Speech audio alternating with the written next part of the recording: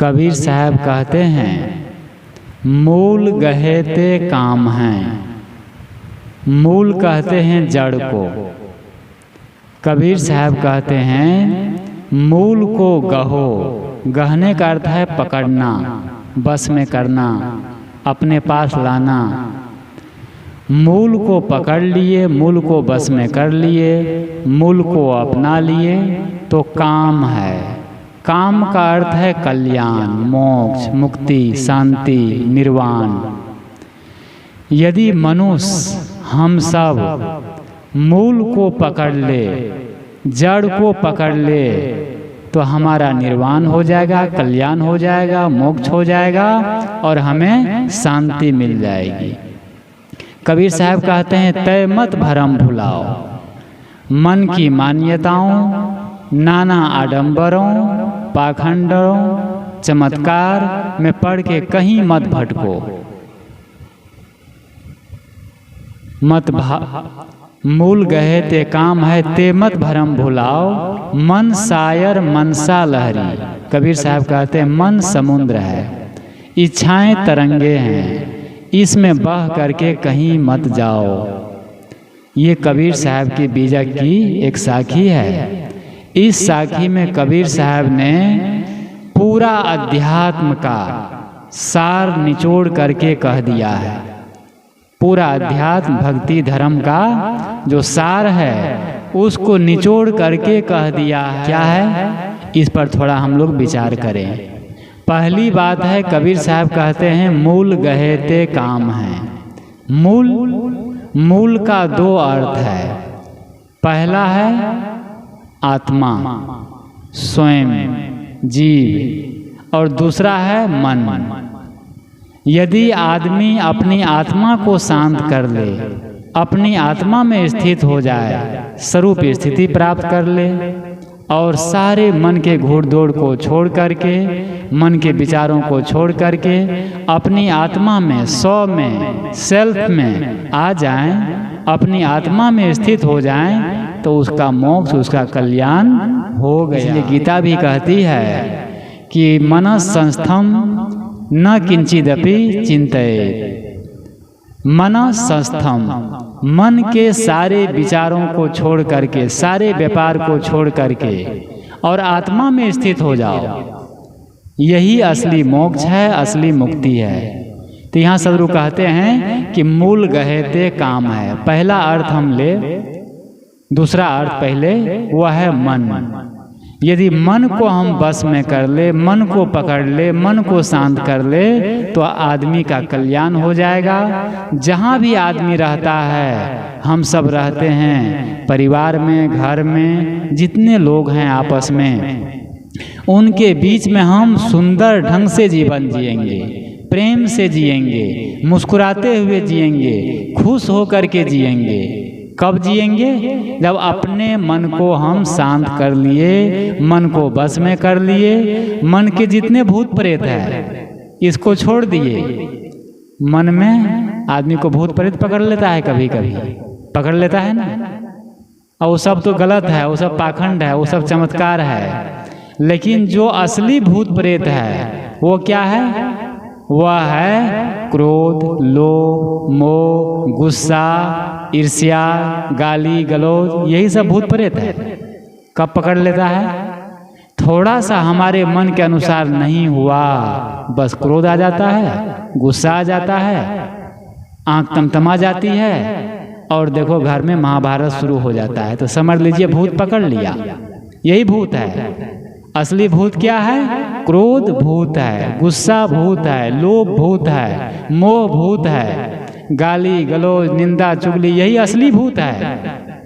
और ये एक बार आदमी को पकड़ लेता है, सिर में घुस जाता है तो कहता है मैं टूट सकता हूँ लेकिन टूट नहीं सकता हूँ। कितना बड़ा आदमी, इतना बड़ा आदमी, लेकिन एक गाली के बस में आ जाता है, गुस्सा के बस में आ जाता है, क्रोध के बस में आ जाता है। इसका अर्थ हुआ कि अपने बस में आदमी अभी नहीं है। अभी हमारा कंट्रोल, हमारा पावर क्या है? दूसरों के हाथ में है। जैसे रिमोट कंट्रोल दूसरे की हाथ में होता है, वो जैसा चाहे टीवी में कभी न्यूज़ लगा दे, कभी आस्था लगा दे, कभी कुछ लगा दे, जैसे जैसे दबाएगा वैसे वैसे वहाँ चैनल सीन बदलता जाएगा। ऐसे ही हम लोग क्या करते हैं, मनुष्य अपना रिमोट कंट्रोल पावर बटन कहाँ दे दिए, दूसरे के हाथ में। अब वो चाहे तो बटन दबाएगा गुस्सा वाला तो हम गुस्सा करेंगे, और शांति वाला दबाएगा तो शांत हो जाएंगे, मुस्कान वाला दबाएगा तो मुस्कुराएंगे। वो बटन क्या है, हमारी निंदा कर दिया तो हम गुस्सा गए, प्रशंसा कर दिया तो खुश हो गए, तारीफ कर दिया तो बढ़िया आनंद आ गया। ये क्या है, आदमी अपना रिमोट कंट्रोल पावर दूसरे को दे दिया है, और वो जैसा चाहे वैसा हमें तुरंत कर दे, है कि नहीं, जैसा चाहे वैसा हमें बना दे। कबीर साहब कहते हैं मूल गहते काम है। मूल क्या है, मन है। मन को हम बस में कर ले, मन को शांत कर ले, और मन को अपने साथ ले, मन को अपने बस में, तो समझिए कि सारे ये जो है ना विकार, ये सब समाप्त हो जाएंगे। मूल जड़ है। पेड़ की जड़ में पानी डालने से, खाद डालने से पेड़ हरा भरा होता है, फूल लगते हैं, फल आते हैं, और आदमी को फल खाने को मिलता है। कब मिलता है, जब मूल को जड़ में पानी डालते हैं तब। और मूल को नहीं सींचेंगे तो फिर पानी, फल हमें नहीं मिलने वाला है, फल मिलेगा ही नहीं। इसलिए मूल को सींचना चाहिए। यहाँ सबसे महत्वपूर्ण शब्द है कि मूल गहते काम है। मूल क्या है, जड़ है। एक बुढ़िया थी, बुढ़िया माता, उसका एक बहुत बड़ा बाग था, फुलवारी थी, गार्डन था, उसमें रंग बिरंगे के फूल लगे हुए थे। फूल एकदम फूल लगे हुए थे। उसका काम ही था, सुबह जाती, घास निकालती, पानी डालती और निदाई करती, और फूल बढ़िया सुंदर सुंदर खिलाती, और तोड़ के माला बनाती, ले जाती मार्केट में बेचती, और जीवन गुजर करती। उसका धंधा ही था वही। तो बढ़िया रंग बिरंगे फूल उसमें लगे हुए थे, और वो माली थी बढ़िया माता जी, और वो बढ़िया फूल के माला बना बना करके बेचती और जीवन गुजर करती। एक दिन ऐसा आया कि वो बीमार पड़ गई, बुखार आ गया, और 10-15 दिन वो बेड पर आ गई, मतलब विश्राम। एक ही बेटा था। बेटा ने कहा, माँ आप चिंता मत करो। वो बुढ़िया बहुत चिंता करने लगी कि अब फुलवारी का क्या होगा, फूलों का क्या होगा, पेड़ों का क्या होगा। उस बेटा ने कहा, माँ आप चिंता मत करो, मैं फुलवारी की, फूलों की, बाग की चिंता कर लूँगा, मैं देख लूँगा। आप निश्चिंत होके विश्राम करो, दवाई लो और स्वास्थ्य का लाभ लो। बेटा सुबह जाता बाग में और दिन भर रहता, काम करता वहाँ। ऐसे करते करते 9 दिन बीत गए। 9 दिन में बुढ़िया उठ के खड़ा हुई, ठीक हो गई, और 10वां दिन वो फुलवारी जाती है, फुलवारी बाग में जाती है, तो देखती है सारे फूल सूख गए हैं, सारे पेड़ फूल सूख गए हैं, पत्तियां सूख गई है, मुरझा गए हैं। बुढ़िया देखती है, एकदम उदास हो जाती है, दुखी हो जाती है, और बेटा को डांटते हुए कहती है कि तुमने क्या किया, सुबह से आता था तुम और रात को घर जाता था, ये देखो सारे पेड़ पौधे फूल जो है मुरझा गए हैं और सब सूख गए हैं, तुमने क्या किया। उस बेटा ने कहा, माँ आप कहती है क्या किया, भला मैंने क्या नहीं किया। यहाँ सुबह आता था, एक एक पत्तियों का धूल झाड़ता था, एक एक घास निकालता था, एक एक पत्तियों पर पानी डालता था, और आप कहती है क्या किया। मैं दिन भर मेहनत करता था, क्या क्या करता था, घास निकालता था और पत्तियों की धूल झाड़ता था, पत्तियों की सिंचाई करता था, पत्तियों पत्तियों पर मैं पानी डालता था। बुढ़िया ने कहा, पागल तुम्हारा दिमाग खराब हो गया है, अरे तुम नहीं जानता है, पेड़ों की आत्मा, पेड़ों की शक्ति, ऊर्जा पत्तों में, डालियों में, फूलों में, पत्तों में नहीं होती, कहाँ होती है। कहा जड़ में तुम पानी डाला ही नहीं, जड़ तो सूखा है, और जड़ में तुम पानी ही नहीं डाला, देखो सारे फूल जो है मुरझा गए हैं, सारे पेड़ मुरझा गए हैं, सूख गए हैं। क्या हुआ, वो लड़का पूरा मेहनत करता था, मेहनत उसकी व्यर्थ नहीं, लेकिन कहाँ मेहनत करता था? धूल झाड़ने में, पत्तियों को सींचने में, घास निकालने में, और सारे पेड़ मुरझा गए। माँ ने कहा कि जड़ में पानी डालता तुम तो पेड़ हरा भरा होता। हम लोग भी क्या करते हैं? आदमी क्या करता है आज? पत्तियों को सींचता है, घास निकालता है। अर्थात आदमी आज पुस्तक के पत्ते पन्ना पढ़ता है। वेद का पन्ना पढ़ता है, पुराण का पन्ना पढ़ता है, रामायण का पाठ करता है, गीता का पाठ करता है, हनुमान चालीसा करता है, दुर्गा चालीसा करता है कि नहीं? एक एक पत्तों का पन्ना पढ़ता है, मंत्र जाप करता है, हवन तर्पण यज्ञ सब कुछ कर रहा है कि नहीं? और इतना ही नहीं, आप लोग देवी लोग घर में कितने पर्व करते हैं। मैं बार बार कहता हूँ कि हर महीना एकादशी, द्वादशी, त्रयोदशी और क्या क्या पर्व होता है। सब कुछ उपवास कर रहे हैं, पर्व कर रहे हैं, मंत्र जाप कर रहे हैं, सब कुछ कर रहे हैं। इसके बाद भी परिवार रूपी फुलवारी मुरझाए हुए हैं। जीवन रूपा ये जीवन है ना, ये जिंदगी में मुरझाई हुई है। जिंदगी हमारी जिंदगी में न मुस्कान है, न खुशी है, न मिठास है, न आदर्श है, न सम्मान है, न प्रेम है, न करुणा है, न दया है। तो क्या हुआ? ये जिंदगी रूपी फुलवारी क्या हुआ? मुरझा गई, सूख गई। आज परिवार की स्थिति कैसी है? परिवार जिस घर में हम लोग रहते हैं, परिवार में आप लोग रहते हैं, तो वहाँ पर एक मुस्कान, एक खुशी, एक आनंद, एक प्रेम, एक आपस में जो मधुरता है, ये देखने को कम मिलता है लेकिन बहुत कम। कितने प्रतिशत? 80 तो नहीं है कह सकते हैं, समझ लीजिए 90%। 90 घरों में 100 में 90 घर डिप्रेशन में है, गलत विचार में है। 10 घर ही ऐसे हैं जो बढ़िया से जीवन जी पाते हैं। तो क्या करते हैं? जिस प्रकार मूल को नहीं सींचते हैं, पूजा कर रहे हैं, पाठ कर रहे हैं, सब कुछ कर रहे हैं, लेकिन मन को, मूल क्या है? मन को नहीं साधते, मन को शुद्ध नहीं करते हैं, मन को पवित्र नहीं करते हैं। मन को कैसे पवित्र करेंगे? मन को कैसे साधेंगे? कुछ समय निकाल करके हम एकांत में बैठ करके घर में ही थोड़ा सा ध्यान करें, साधना करें, आत्मचिंतन करें, अपने आप को देखें, सिंहावलोकन करें। मेरा स्वभाव कैसा है? मैं क्या सोचता हूँ, क्या सोचती हूँ, मैं कैसा बोलता हूँ, ठीक है ना? कैसा बोलता हूँ? आप लोग से मैं पूछता हूँ, कभी चिंतन किए हैं? मैं कैसा बोलता हूँ, कैसी बोलती हूँ?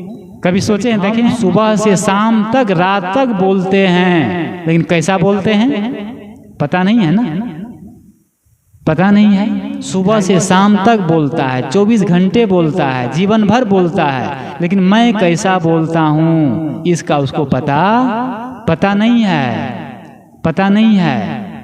मेरा स्वभाव कैसा है? बताइए, कितने लोग को पता है मेरा स्वभाव कैसा है? आप सब लोग जो बैठे हैं, तो हम लोग का स्वभाव कैसा है? कभी देखे हैं अपने स्वभाव को? नहीं देखे हैं, कभी प्रयोग ही नहीं किए हैं, अभी शुरुआत ही नहीं किए हैं, और कहते झगड़ा होता है, लड़ाई होती है, विवाद होता है। मतलब क्या कर रहा हूँ? आत्मचिंतन, सिंहावलोकन, कि अपने जीवन को देखना, अपने स्वभाव को देखना, अपने मन को देखना, अपनी आदतों को देखना कि मेरी आदत कैसी है, मेरा स्वभाव कैसा है, मेरी वाणी कैसी है, मैं क्या खाता हूँ, पीता हूँ, जीता हूँ, कैसा बोलता हूँ। इन सब को अकेले में बैठ करके यदि हम चिंतन करेंगे, अकेले में सिंहावलोकन करेंगे, तो हमको लगेगा कि वो हमारे अंदर में भी बहुत गलतियाँ हैं। मैं कैसा सोचता हूँ, कभी सोचे हैं? सोच कर सोचिए कि हम कैसे सोचते हैं। अभी तक पता नहीं क्या सोचते हैं, सोचे जा रहे हैं, उसका ऐसा है, उसका ऐसा है, उसका आग लग जाए, उसको नुकसान हो जाए, वो हमें गाली देती है, पता नहीं क्या क्या गलत विचार मन में घूम रहे हैं, गलत बातों को सोच रहे हैं, पता ही नहीं है ना, पता नहीं है। क्या कहा जा रहा है? मूल गहते काम है। मन में जो ये गलत विचार चल रहे हैं, स्वभाव गलत है, वाणी गलत है, आदत गलत है, व्यवहार गलत है, और घर में महाभारत मचा हुआ है। कभी देखे हैं क्यों मचा हुआ है?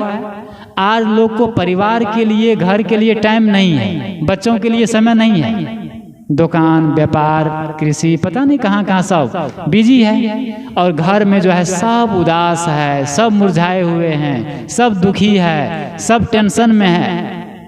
ये टेंशन क्यों है? क्योंकि मन जो है ना, मन बीमार है। मन, हर आदमी का मन बीमार है, और बीमार मन में बस ऐसा ही है। तो सदगुरु कहते हैं यहाँ कि मूल गए थे काम है। जिस प्रकार वो बाग में, फुलवारी में सारे पौधे मुरझा गए, इसी प्रकार हमारे घर के जो जितने लोग हैं, परिवार के लोग हैं, आज मुरझाए क्यों हैं? क्योंकि हम सिंचाई नहीं करते हैं। एक दूसरों को हम पूछे, बेटा तुमको क्या चाहिए, क्या तकलीफ है? बेटी है उससे पूछिए। जितने घर में लोग हैं आपस में हम बोले, शाम को बात करें, थोड़ा आपस में बैठे भोजन करें और बोलो क्या है, सब कुछ ठीक ठाक तो है ना, दुकान ठीक है, खेती ठीक है। जहाँ जो हैं वो अपने काम से, अपने मन से, जिंदगी से, परिवार से जो है सबसे संतुष्ट है कि नहीं? कोई शिकायत तो नहीं है, कोई दुख तो नहीं है? माता पिता अभिभावक को पूछना चाहिए। घर में सब बच्चों से, जितने सदस्य हैं सबसे पूछना चाहिए कि तुम लोग कैसे हो, सब ठीक ठाक है? देखिए उनको बहुत प्यार मिलेगा। उसको लगेगा कि माता जी पूछ रही है, पिताजी पूछ रहे हैं और हमारा ख्याल करने वाला कोई है, उनको संतुष्टि मिलेगी। तो यहाँ सदगुरु कहते हैं मूल गए थे काम है। मूल क्या है? मूल है अपना मन। आज आदमी रामायण, गीता, पुराण, पाठ, पूजा, अष्टजाम, भजन, सत्संग और प्रवचन ये सब बढ़ गया है। ये सब भजन गाना कौन नहीं जानता है? देखो माइक दे दो, सत्संग होता है, मासिक सत्संग अभी कई महीनों से हो रहा है। लोगों को दे देते हैं 9 बजे माइक, 2 बज जाते हैं और पूरा नहीं हुआ है, कोटा पूरा नहीं हुआ है। संतों के लिए कम पड़ जाता है। एक आदमी घंटों गा सकता है, घंटों बोल सकता है, कितने ज्ञानी है कि नहीं? तो ज्ञान का कमी नहीं है, कमी किसका है? आचरण का कमी है, बोध का कमी है। गाना क्या है? गाते गाते गायब हो गए और सुनते सुनते सुन हो गए। एक संत हुए हैं, उन्होंने कहा कि गाते गाते गायब हो गए। मतलब गाते तो है, लेकिन जो आदमी आचरण नहीं करता, व्यवहार में लागू नहीं करता है, उन बातों को जीता नहीं है जीवन में, उसका जीवन गायब हो गया।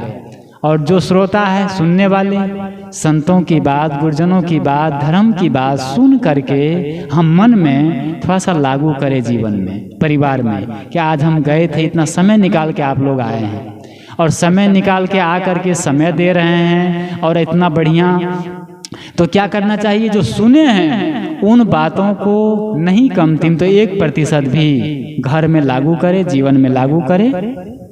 तो कहते हैं मूल अपना मन है। मन को हम शांत कर लीजिए, मन को देखिए, मन की निरख परख करिए, मन को बस में कर लीजिए। तो ये सब, ये गुस्सा क्यों आता है? क्योंकि हम अपने को नहीं देखते हैं। क्रोध क्यों आ जाता है? अपने को नहीं देखते हैं। जब जब हम अपने को भूल जाते हैं तब तब गुस्सा आ जाता है, क्रोध आ जाता है, गाली आ जाती है, कटु आ जाती है। आप ही लोग विचार करिए कि कोई आदमी होश में गाली दे सकता है? क्या कहा जा रहा है? कोई व्यक्ति होश में गाली दे सकता है? गुस्सा कर सकता है? क्रोध कर सकता है? क्या हाथ किसी को चाटा मार सकता है हाथ से? नहीं मार सकता है। होश में आदमी ये नहीं कर सकता है। आदमी जब बेहोश होता है, अनुशासन खो देता है, तब क्रोध आ जाता है, गुस्सा आ जाती है, गाली निकल जाती है। तो हम सबको क्या करना चाहिए? पहला है मन। मन जब शांत रहेगा, मन पवित्र रहेगा, मन सुलझा हुआ रहेगा, मन अच्छा महसूस करेगा, तो दूसरे लोग गाली भी देंगे ना तो आपको कुछ फर्क नहीं पड़ेगा, क्योंकि आपका मन, आपका जीवन आपके हाथ में है और दूसरों पर आप प्रतिक्रिया नहीं करेंगे। यहाँ सदगुरु कहते हैं मूल गए थे काम है। एक घर में शादी हुई और शादी होकर के बहू आई, लड़का की शादी थी, तो शादी होकर बहू आई, नई नई बहू अभी आई थी। जब बहू आई तो उस घर में गाय थी, 2 ठो गाय, तो दूध होता था। ऐसा हो रहा होगा कि बहू के घर में, मायके में गाय नहीं थी, भैंस नहीं थी, दूध नहीं खाने को मिलता होगा। तो वो जब आई उस घर में तो दूध था, तो वो दूध देखी, एक दिन पी तो बहुत अच्छा लगा, तो वो दूध पी जाती। फिर दही था घर में तो दही भी खा जाती। फिर मक्खन था वो भी खा गई। फिर घी भी था वो भी खा गई। तो ऐसे ही वो दूध दूह के लाते ससुर देते, वो दूध गर्म करके पी जाती। फिर दही भी खा जाती, फिर मक्खन भी खा जाती, फिर घी भी खा जाती। अब चारों के चारों चीजें वो बहू जो है ना, वो घर की सब सफा चल। अब 1 दिन 2 दिन 3 दिन सप्ताह दिन भाई ये तो सब कुछ खा पी जाती है। अब घर में 8-10 लोग हैं, उनके लिए कुछ बचता ही नहीं है, बच्चे हैं। अब वो बहू खाती जाती है और खूब हेश पूछ मोटी बढ़िया हो रही है। तो वो घर में वो सब क्या क्या खा जाती, दूध भी पी जाती, दही भी खा जाती, मक्खन भी खा जाती, घी भी खा जाती। अब घर वाले परेशान हो गए। अब करे तो करे क्या, अब नई नई बहू है, कैसे कहें उसको, क्या लाज होती है। लेकिन जो सास थी ना, सास 1 सप्ताह के बाद हिम्मत बटोर करके सुबह सुबह बहू को बुलाती है प्रेम से और सहलाते हुए कहती है, बेटी तुम दूध भी पी जाती हो, दही भी खा जाती हो, और मक्खन भी खा जाती हो, और घी भी खा जाती हो। जब तुम सब कुछ खा जाओगी तो घर के और लोग क्या खाएंगे? आखिर सोचो, और लोग क्या खाएंगे? बाबू तुम एक ही चीज खाओ कि और चीज किसी के काम में आ जाएगा, और चीज दूसरे लोग खा लेंगे। बहू ने कहा कि मम्मी माताजी आप पहले मुझे क्यों नहीं कही? अच्छा कोई बात नहीं, कल से मैं एक ही चीज खाऊंगी। वो क्या कहती है? कल से मैं एक ही चीज खाऊंगी। कल हुआ, ससुर गए, गाय दूह के आया और बाल्टी दी बहू को। बहू जाती है, गरम करती है, सब दूध पी जाती है। फिर कल हुआ, फिर वो दूध दूह के लाता है और फिर वो देती है, फिर वो देता है, फिर वो गरम करती है तो ठंडा करके सब दूध पी जाती है। कहा था ना, वो कही थी ना सास से कि मैं एक ही चीज खाऊंगी। अब वो दूध पी जाए, दूध पी जाए, दूध पी जाए, अब 10 दिन 15 दिन और दूध वो पी जाती। अब जब दूध पी जाती, दूध खत्म तो दही होगा, मक्खन होगा, अब मक्खन नहीं होगा तो घी होगा। वो दूध ही पी जाती। क्या कह रहा हूँ, मूल क्या है? दूध। वो दूध पी जाती और वो मोटी ताजी हो रही है, बढ़िया पूरा शक्ति ना, वो दूध पी जाती। अब वो तो ये क्या हुआ, मूल है दूध, वो दूधे पी जाती, दूधे को खत्म कर देती। अब दूध जब खत्म हो गया तो न तो दही होगा, न मक्खन होगा, न घी होगा। सही है? मन दूध है, मन दूध है। जो आदमी मन को बस में कर लेता है, मन को शुद्ध कर लेता है, मन को पवित्र कर लेता है, तो समझो सारी पूजा पाठ धर्म कर्म और एकादशी त्रयोदशी सब कुछ हो गया। ये मंदिर में हम बहुत गए पर तन यह मंदिर नहीं बना। व्यर्थ शिवालय में जाना जब मन शिव सुंदर नहीं बना। क्या कहते हैं? मंदिर में हम बहुत गए पर तन यह मंदिर नहीं बना। व्यर्थ शिवालय में जाना जब मन शिव सुंदर नहीं बना। मन शिव सुंदर नहीं बना, मन पवित्र नहीं हुआ तो समझो सब बेकार। तो मूल क्या है? मन है।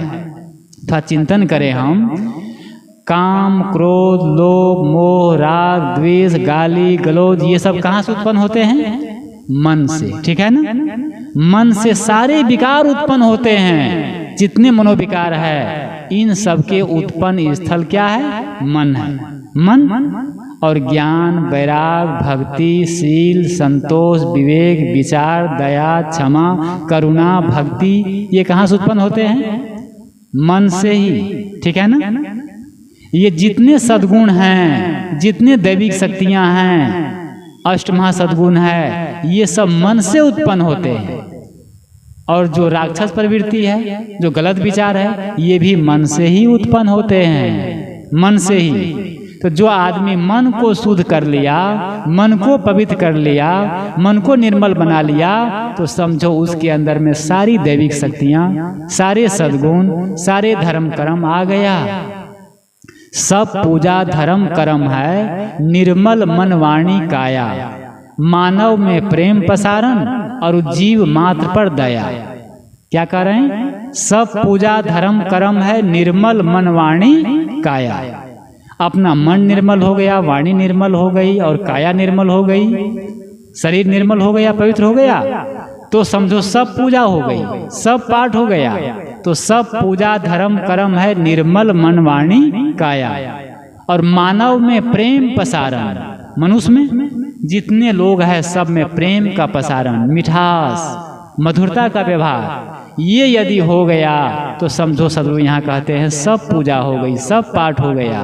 तो मैं कह रहा था कि मूल है मन, जो मन को बस में कर लिया, मन को शुद्ध कर लिया और मन को देखता है तो समझो वो रोज दूध पी रहा है ना, वो दूध पी रहा है और उसके वो बहुत शक्तिशाली होता है। जो आदमी मन को काबू में कर लिया उसको कोई आदमी हरा नहीं सकता, समझे? चाहे जितना बड़ा महारथी क्यों ना हो, वो कोई उससे जीत नहीं सकता। महात्मा बुद्ध, स्वामी महावीर, सदगुरु कबीर, इन्होंने अपने मन से जीत गया था, मन को जीत लिया था, इसीलिए दुनिया में कोई भी हस्ती उसको हरा नहीं सका।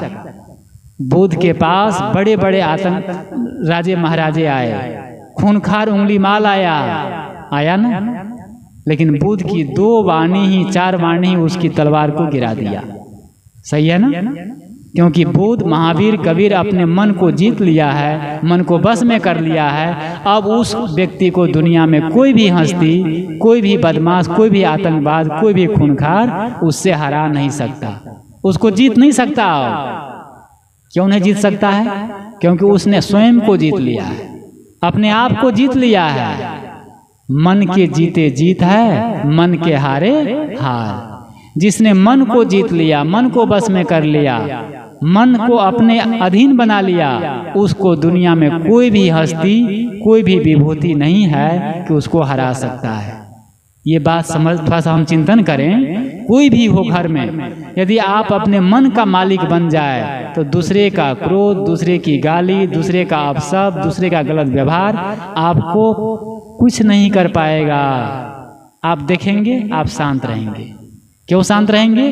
क्योंकि मन आपका मजबूत है, मन में सहनशीलता है, मन में क्षमा है, मन में करुणा है, मन में दया है, मन में शील है, मन में भक्ति है, मन में वैराग है, मन में ज्ञान है, और ये सब से आप परिपूर्ण हैं। ठीक है ना? पूरा भरे हुए हैं हम। तो आप कुछ गलत करेगा, कोई बात नहीं, उस पर करुणा करेंगे, आप तुरंत करुणा निकल जाएगी, आपको गाली नहीं देने देंगे। जहाँ करुणा है वहाँ क्रोध कैसे आएगा? आएगा? नहीं आएगा। जहाँ क्षमा है वहाँ पर घृणा कैसे आएगी? नहीं आएगी। तो इसीलिए सदगुरु यहाँ कहते हैं कि मूल गहे थे काम है। एक और मैसेज, एक फकीर थे, एक बाबा थे, सन्यासी, जंगल में विहार कर रहे थे। बहुत ये सब मैसेज जो है ना, हमारे जीवन को बदलने के लिए, परिवार को बदलने के लिए, मन को बदलने के लिए बहुत ही महत्वपूर्ण है। तो बाबा, वो फकीर जा रहे थे, जंगल में विहार कर रहे थे। जाते जाते जंगल में देखते हैं वो बाबा संत कि एक बहुत सुंदर वृक्ष है, पेड़ है, बहुत सुंदर। ये ऐसा वृक्ष, ऐसा सुंदर, उसकी पत्तियां, फल फूल था, वो आज तक ऐसा देखा ही नहीं था, इतना सुंदर पेड़।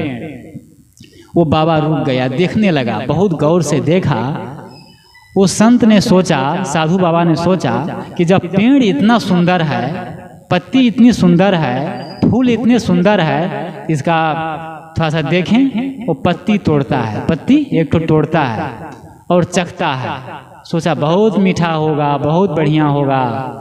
जब चखता है, पत्ती मुख में लेता है दांत तर में, तो बहुत कड़वा लगी, बहुत कड़वी लगी पत्ती। ओह, फूल तोड़ा, फूल को चखता है, वो तो बहुत कड़वी। एक ठो फल तोड़ता है, उसको जब लेता है मुख में तो बहुत कड़वा, फल बहुत कड़वा।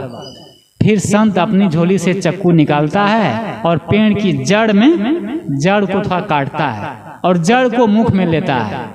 वो तो एकदम कड़वा था, पूरा एक कड़वा। संत ने सोचा, उस बाबा ने सोचा कि ये फूल का, पत्ती का और फलों का क्या दोष? जब जड़ ही इतनी कड़वी है, जड़ ही इतनी कड़वी है, तो इसका क्या दोष? जड़ एकदम कड़वी थी ना, जड़ यदि कड़वी है, मूल कड़वी है, तो क्या होगा? उसकी पत्ती भी कड़वी, फल भी कड़वा, फूल भी कड़वा होगा कि नहीं? तो जड़ ही कड़वी है। हम सब का भी मूल क्या है, जड़ क्या है, समझ रहे हैं? क्या है? मन। मन जड़ है, मन मूल है। और मन यदि कड़वा है तो स्वभाव भी कड़वा, ठीक है ना? स्वभाव भी कड़वा, वाणी भी कड़वी, आदत भी कड़वी, देखना भी कड़वा, सुनना भी कड़वा, बोलना भी कड़वा, खाना भी कड़वा, और जो भी करेंगे ना सब कड़वा। कड़वा का अर्थ जानते हैं? कड़वा का अर्थ है गलत, ठीक है ना? गलत। तो यदि हमारा मन कड़वा है, मन कड़वा है, मन में विकार है, तो मन उलझा हुआ है, मन टेंशन में है, मन में गड़बड़ है, चल रहा है, तो वाणी से क्या निकलेगी? अगर भीतर में अंगारे हैं, मन में क्रोध घूम रहा है, सांप बिच्छू घूम रहे हैं, तो वाणी कैसे निकलेगी? आग के समान, चिंगारी के समान निकलते हैं लोगों के मुख से। तो यदि स्वभाव गड़बड़ है, स्वभाव कड़वा है, खराब है, तो उसका वाणी गड़बड़, और देखना गड़बड़, खाना गड़बड़, सब गड़बड़, पूरा मतलब कड़वा। इसीलिए कहा गया है कि कड़वा स्वभाव डूबती नाव। जिसका स्वभाव कड़वा होता है उसका जीवन रूपी नाव इस संसार सागर में डूब जाता है। जीवन को डुबाने के लिए, परिवार में दुखी होने के लिए एक ही चीज है, और वह है हमारा कड़वा स्वभाव।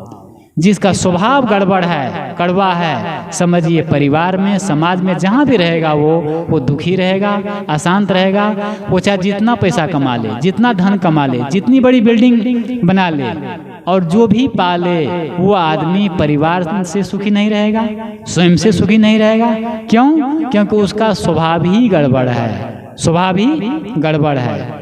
इसीलिए कहते हैं कि स्वभाव को हमें सुंदर बनाओ। जिसने स्वभाव को सुंदर बना लिया, स्वभाव को अच्छा बना लिया, स्वभाव को मीठा बना लिया, उसका जीवन सत्यम, शिवम और सुंदरम हो जाएगा। ये कब होगा? जब मन के सारे विकार निकल जाएंगे, सारे विकार धुल जाएंगे। परपंचो उपशमम शांतम शिवम अद्वैतम चतुर्थम मन्यन्ते स आत्मा सब विज्ञाय। ये उपनिषद का मंत्र है। ऋषि कहते हैं परपंचो उपशमम शांतम शिवम अद्वैतम चतुर्थम मन्यन्ते। परपंचों का उपशमम, उपशमम का अर्थ होता है शांत हो जाना। परपंच क्या है? ये मन के विकार, ठीक है ना? जो मन में विकार है, मन की तरंगे है, मन के राग द्वेष है, मन के गलत विचार है, स्वभाव की कड़वापन है, इसका समाप्त हो जाना, उपशमम हो जाना। उसके बाद शांतम, उसके बाद शांति मिलेगी। उसके बाद क्या होगा? शिवम, तब शिवत्व की प्राप्त होगी। शिवत्व अपनी आत्मा है, परमात्मा है।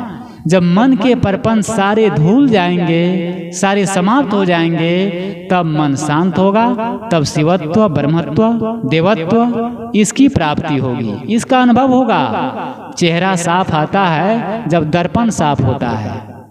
परमात्मा नजर आता है जब दिल पाक होता है। दिल, अपना मन, जब दिल पाक होता है, दिल पवित्र होता है, मन पवित्र होता है, तो परमात्मा नजर आता है, भगवान नजर आता है, और देवता नजर आता है। और मन में गड़बड़ी चल रही है, दिल में गड़बड़ है, स्वभाव गड़बड़ है, तो संत भी आ जाए तो बुराई दिखे। मतलब जैसा हमारा भीतर होता है वैसा हमें दिखाई देता है। आज आदमी सब कुछ को बदल दिया है, लेकिन अपने आप को नहीं बदलता है, अपने स्वभाव को नहीं बदलता है, मन को नहीं बदलता है। परिवार में मधुरता, प्रेम ये नहीं आता है। इसीलिए आदमी दुखी होता है, अशांत होता है। किसी ने कहा है कि सितारों ने कहा गगन बदल गया है, बहारों ने कहा चमन बदल गया है। एक फकीर ने कहा न गगन बदला न चमन बदला, मुर्दा बस वही है, सिर्फ कफन बदल गया है, सिर्फ कफन बदल गया। बुद्ध, महावीर, कबीर और विवेकानंद बन सकते हैं। कब बन सकते हैं? स्वभाव बदल करके। तो स्वभाव का चेंज, स्वभाव का बदलना। मैं कह रहा था कि अपने जीवन में स्वभाव का बदलाव। तो कड़वा स्वभाव डूबती नाव। जिनका स्वभाव कड़वा है तो क्या होगा? उसकी वाणी कड़वी, उसका मन कड़वा, उसका आचरण कड़वा, सब गड़बड़। तो मैं कबीर साहब की साखी पर भी चर्चा हम कर रहे थे कि मूल गहेते काम है। कबीर साहब क्या कहते हैं? मूल मन है, मूल आत्मा है। जो आदमी मन को बस में कर लिया, आत्मा में आ गया, आत्मा में स्थित हो गया, शांत हो गया और मन को पवित्र कर लिया, उसका कल्याण हो गया, मोक्ष हो गया, निर्माण हो गया और उसको शांति मिल गई। कबीर साहब कहते हैं तय मत भरम भुलाओ। हे मनुष्य, हे साधक, हे लोगों, इस संसार की उलझन में, संसार के ये भवाटवी में, संसार के माया मोह में और संसार के भरम जाल में कहीं मत भटको। यहाँ पर भरमों का जाल है, भरम जाल फैला हुआ है। सब आदमी भरम में फंसा हुआ है। देवी देवता, भूत प्रेत, जादू टोना, लगन, शकुन अपशकुन और हाथ दिखाना। देखो हाथ दिखाते हैं ना, हाथ दिखाते हैं, देखो हमारा हाथ, भाग देख दो, हैं भाग दिखाते हैं। कहते हैं मत दिखाओ हाथ की लकीरों। तकदीर उसकी भी होती है, भाग उसका भी होता है जिसके हाथे नहीं होता है। बहुत लोग हैं, लाखों लोग हैं इस भारत देश में जिसके हाथे नहीं है, तो उसका भाग है कि नहीं? तकदीर है कि नहीं? वो खाते हैं कि नहीं? क्या अन्न नहीं मिलता है, भोजन नहीं मिलता है? अरे वो भी खा लेते हैं। तो हाथ की लकीर मत दिखाओ, तकदीर मत दिखाओ। हाथ से मेहनत करो, परिश्रम करो, शुभ करो, दान करो, धर्म करो, अपने आप तकदीर बन जाएगी, भाग बन जाएगा।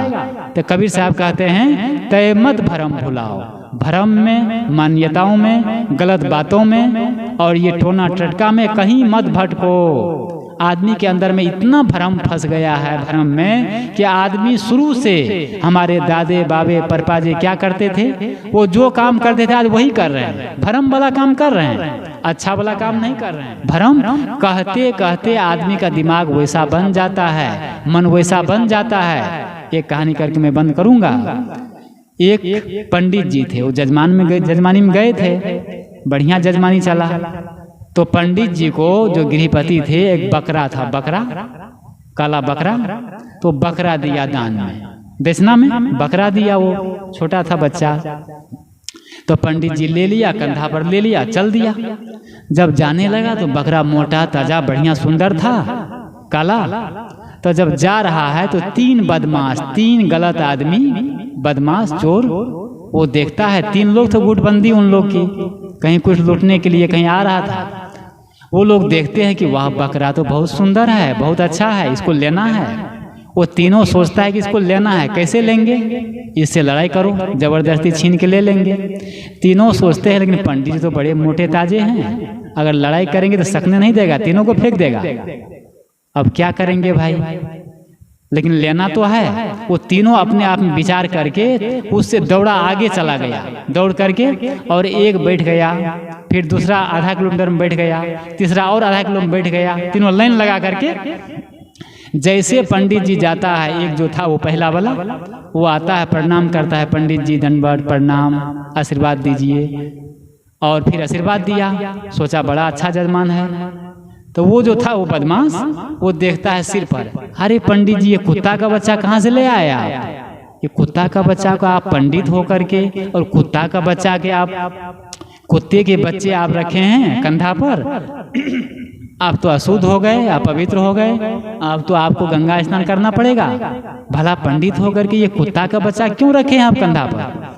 उस पंडित ने कहा ये तुम कैसी बात करता है, ये कुत्ता का बच्चा नहीं है, ये बकरी का बच्चा है, ये बकरा है, छागर है ये। उसने कहा नहीं नहीं पंडित जी, आपको कौन ठग लिया, ये बकरा का बच्चा नहीं है, कुत्ता का बच्चा है ये।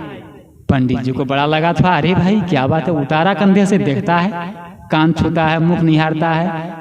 फिर वो नहीं भाई ये बकरी का बच्चा है, फिर वो रख लिया, फिर चल दिया। फिर जब आधा किलोमीटर में जाता है तो दूसरा जो था ना, वो आया, वो प्रणाम किया, अरे पंडित जी आप है ना अपने कंधे पर कुत्ता का बच्चा रखे हैं, आप तो अशुद्ध हो गए, अपवित्र हो गए। पंडित जी को लगता है अरे ये क्या बात है, जो मिलता है वही कहता है कुत्ता का बच्चा, कहीं मुझे भ्रम तो नहीं है। वो फिर उतारता है, कान देखता है, मुख देखता है, फिर मन कहता है भाई कुत्ता का बच्चा नहीं है। वो चोर कहता है पंडित जी कुत्ता का बच्चा है, आपको किसने भरमा दिया है, आपका धर्म नष्ट हो गया, आपको अब गंगा स्नान करना पड़ेगा। वो फिर रख लिया, फिर आगे बढ़ा तो जो तीसरा था ना, वो आता है कहता है पंडित जी नमस्ते, ओह ये कुत्ता का बच्चा कैसे आप रख लिए इतने कंधे पर। अब तो पंडित जी को पूरा पक्का निश्चय हो गया कि सचमुच ये बकरी का बच्चा नहीं कुत्ता का बच्चा है। वो उठ निकाला और बस पटक दिया उसके से, कह ले जाओ कुत्ता का बच्चा है तुम ही ले जाओ। हाँ? बस वो कुत्ता का बच्चा वो लेके चला गया, बकरी का बच्चा चला गया। ये भ्रम क्यों हुआ? मतलब कहते कहते कहते क्या हो गया, बकरी का बच्चा भी कुत्ता का बच्चा बन गया ना, भ्रम डाल दिया ना। यही है, क्या है कि ऐसा करो ये करो। हमारे पूर्वज से सुनते हुए बिल्ली को ढक करके तब शादी होती है, सिंदूरदान होता है। अब कहानी में नहीं कहूँगा वो। तो ये भ्रम, तो कबीर साहब कहते हैं तय मत भ्रम भुलाओ। हे लोगों, भ्रम मान्यता और आडंबर में कहीं मत भटको, अपने जीवन में देखो और मूल को पकड़ो।